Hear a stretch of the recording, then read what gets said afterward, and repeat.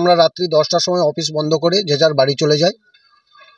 আজকে সকালবেলা আমার কিছু পার্টির কর্মীরা আমাকে ফোন করে বলে, দাদা এরকম পার্টি অফিস ভাঙচুর হয়েছে, আপনি আসুন তাড়াতাড়ি দেখবেন।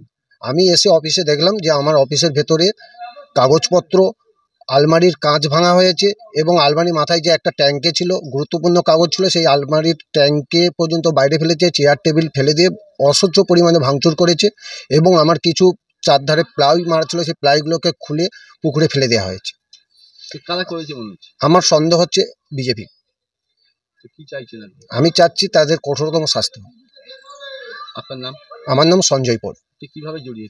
আমি আন্টিলাপাড়া উত্তরে বুথ সভাপতি। সকালে উঠে দেখলাম যে এরকম ভাঙা রয়েছে। তারপর সকালে পার্টি অফিসটা ভাঙা রয়েছে দেখলাম।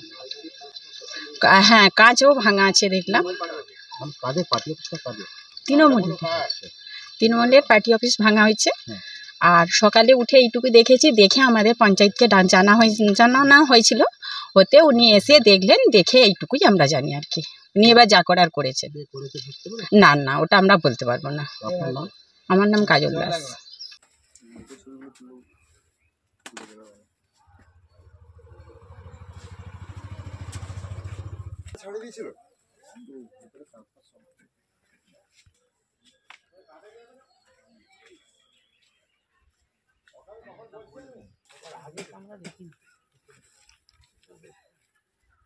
যেই পড়লাম